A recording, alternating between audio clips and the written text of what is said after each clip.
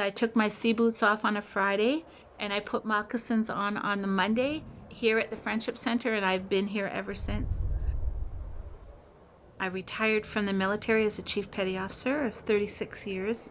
My trade was supply technician, still is supply technician, but the latter part of my career I worked as Aboriginal advisor to the leadership within the military. When I was in the military, it was difficult for me at first as a junior person because I never really identified as an Indigenous person. I just kind of went about my business and did the things that I had to do and tried to keep a low profile.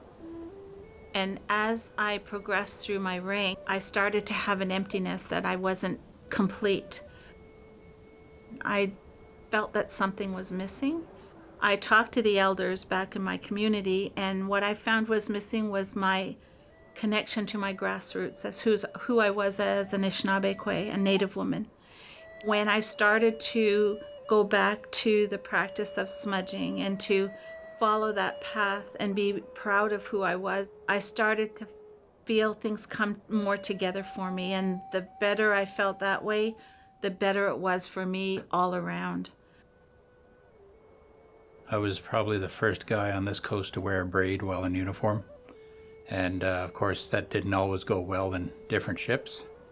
Made a complaint to the Human Rights Commission and won about a discrimination I experienced over the Aboriginal hairdress policy.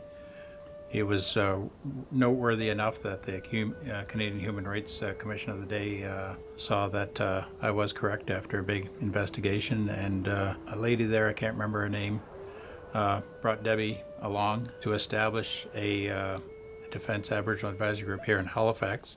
I was so very proud to be part of the Defence Aboriginal Advisory Group that helped to bring forward the change in the dress for Aboriginal members, to allow the men to wear their hair in a braid and to be able to share their culture both internally and visibly, and to understand that the braid is not culture for us, it's spiritual.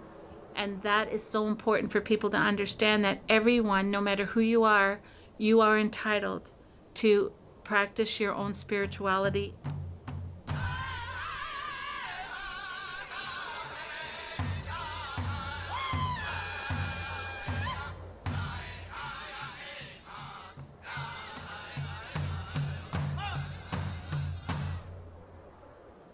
In my work on board ship, there are only so many times that you can slam your knees against steel bulkheads, and they tend to give away. So I had to have a medical release. My transition was very smooth. I had the support from the leadership. I had support from Veterans Affairs to make that transition, but also I had the support from the Mi'kmaq Native Friendship Center.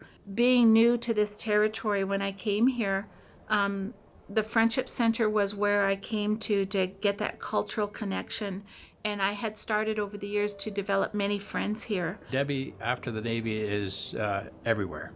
Everything that the community needs in regards to, a confidant, an elder, an advisor,